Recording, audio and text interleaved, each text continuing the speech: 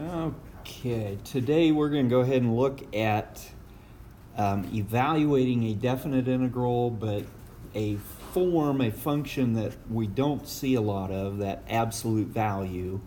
We looked at it a little bit with the derivatives. We'll see how it works with the integrals now. And again, it's going to be based on the definition of the absolute value. We're going to have to change the form of this. Whoops. Get my right.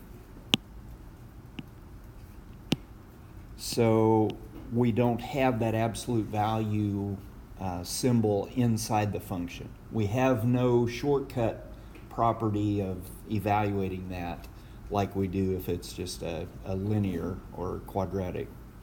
So by definition, again, we have to think about the piecewise defined function, absolute value of x, is simply the inside for the inside being greater than or equal to 0, and then the opposite of x for the inside being less than 0. Now, that's if just x is on the inside, but here we have x minus 3. So what value of x is going to be the change? 3. Okay, when x equals 3. So this is going to be x greater than or equal to 3. And this is going to be x less than 3. So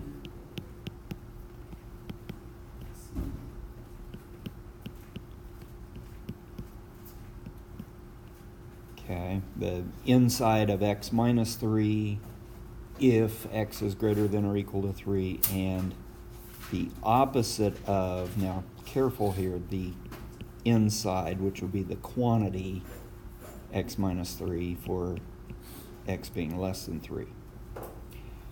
So, well, we would normally go ahead and multiply that negative through.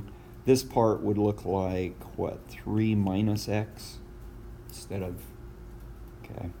So, now that's not all of the function we're dealing with. We still have this minus 4 on there as well. And to evaluate this original definite integral, going from 0 to 6, well, it splits into two different parts at 3. So one definite integral property says we can go from 0 to 3, which would be representing this part, or that, for the absolute value. And then we also have the minus 4. So 3 minus x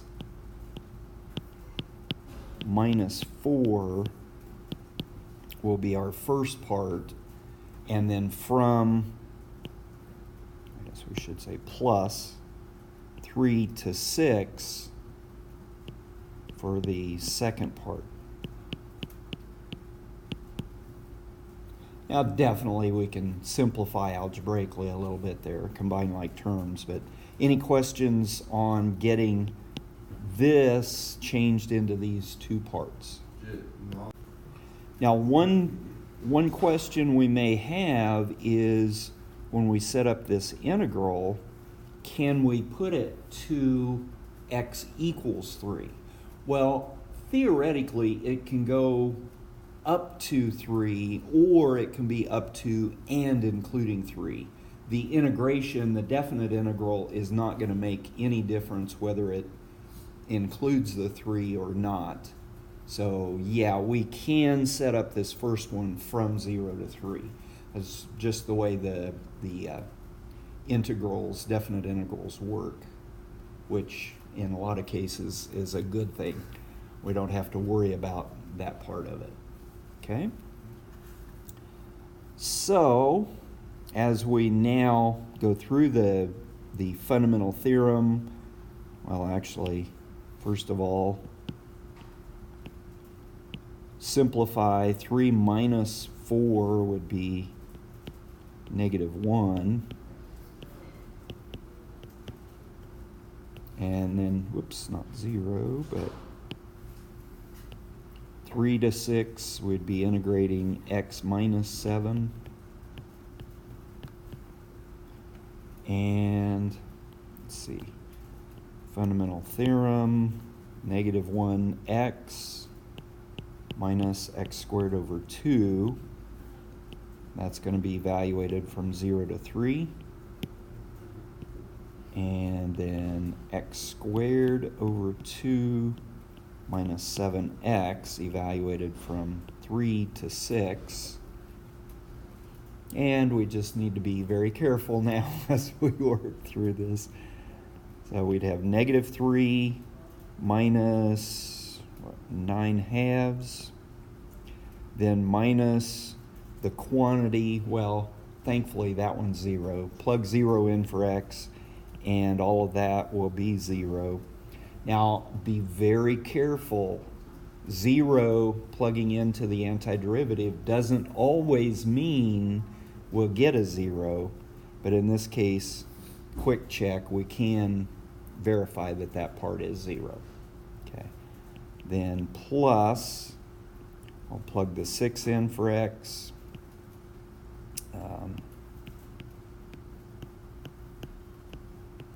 Then minus the 3 squared over 2 minus 7 times 3. And as we calculate all this out, simplify,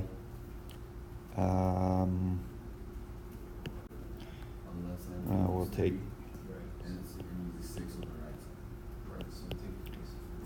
this will give us 18 minus 42 minus 9/2 and then plus 21. And finally, adding all that up, we end up with what? So the value of our original definite integral throughout this process turns out to be negative 15. Now, up to this point, we've been saying the definite integral can represent the area under the curve and above the x-axis. But how can we end up with a negative value?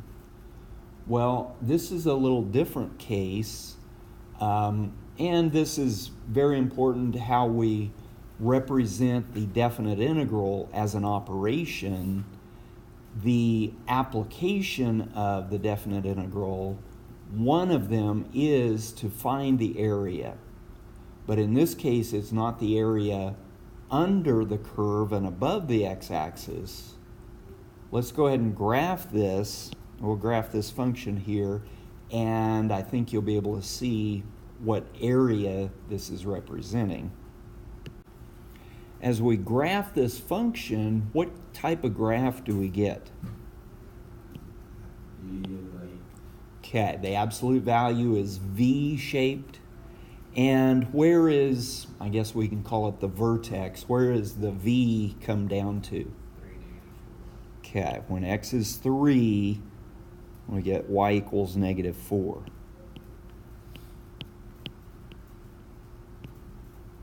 Okay.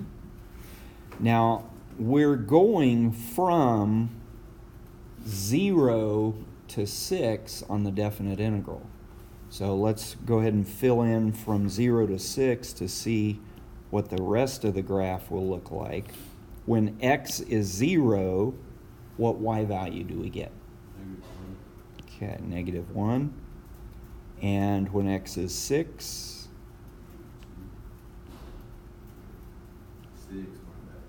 okay, also negative 1.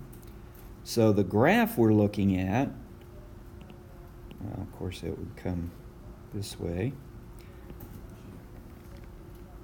Now we're only worried about from 0 to 6. This is the area that we're working with. And how would we show what area that turns out to be? What's one way to find this area geometrically rather than with the integral? Okay, we can create a rectangle here and a triangle. Area of the rectangle would be what? 6, 986. Okay. Well, area, we'll keep it positive for now. But yeah, length of 6, width of 1. And then the triangle, well, the 1/2 base times height, 1, 2, 3, height of 3. So we get 9 there. So 6 and 9 gives us 15. What was our definite integral? Okay, definite integral equaled -15. So there's still a relationship between area and the definite integral value. The only thing is this negative, a definite integral is going to have a negative value representing the area above the curve, above the function, and below the x-axis. Up to this point, everything we've been dealing with has been up here. So area above the x-axis, the definite integral will be positive. Any area below the x-axis, the definite integral will be negative. Okay? Questions there? Next thing we're going to do is evaluate a definite integral based on the graph of a function. Take a look at this, and we'll let this graph represent y equals f of x. And let's see, let's just calculate this from, well, let's go -1 to 4. We'll include all of the domain on it. So from -1, clear over to 4.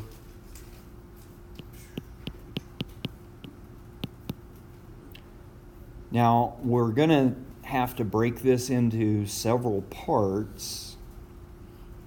And let's see. I guess first part would be this right here.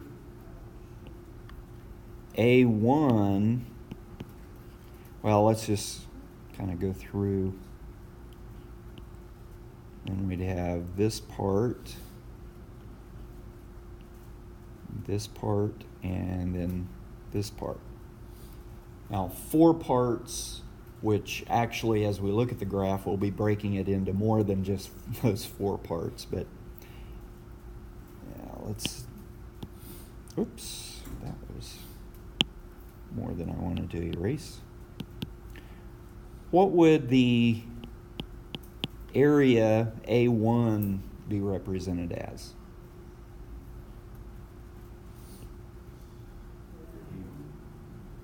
Okay, first of all, what would the area of that triangle be?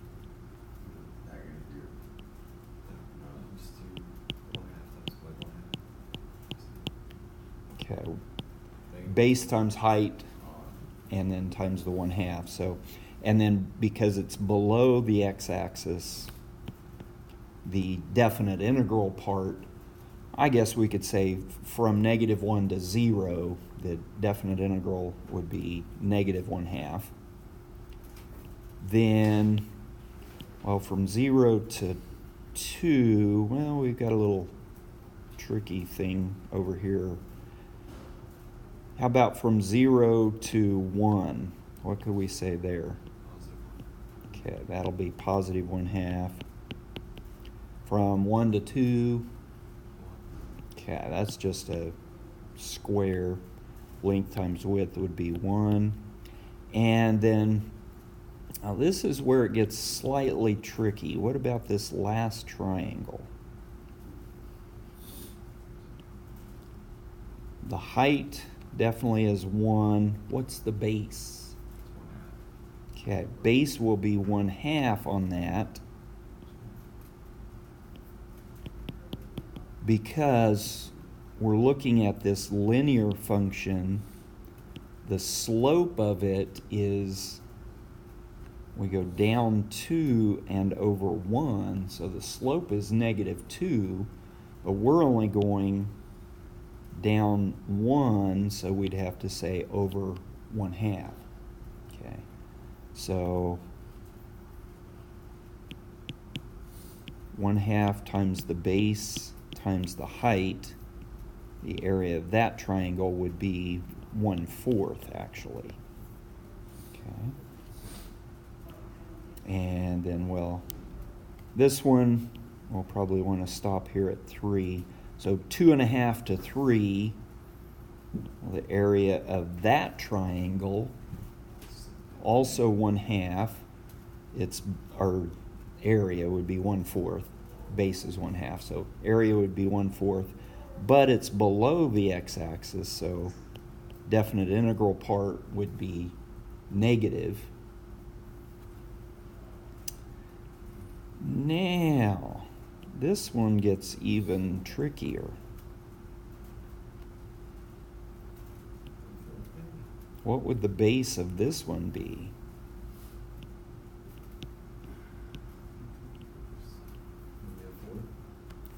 Well, 1/4? Actually, no. Look at the equation of the line. The slope of the line is what? Okay, we go up 3 and over 1. Well, here, for this triangle, we're going up 1, so we'd be going over what?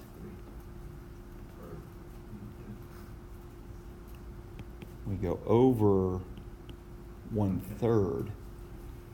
Slope of that line needs to equal 3, while going from here to here, we go up 1 over what? Well, 1 divided by what equals 3, and that's going to be your 1/3.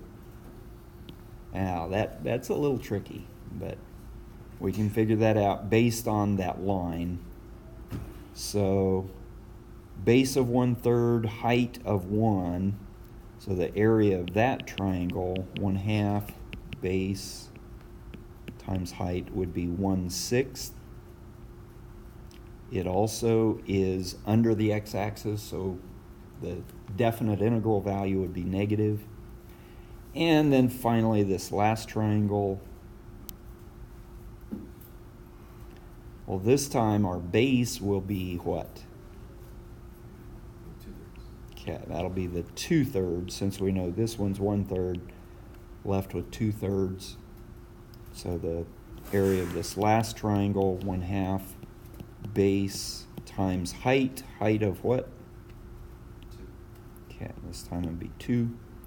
So that area, this last triangle would be 2/3. Okay? So add all that up. All these fractions may look a little ugly, but notice here, -1/2 plus 1/2, 1/4 minus 1/4.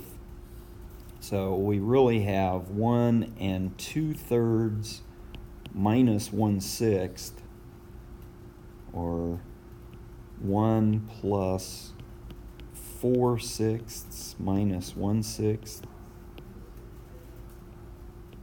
Be 1 3/6, or 1 1/2. So the definite integral of this function represented by the graph would be 1 1/2. Okay? Questions?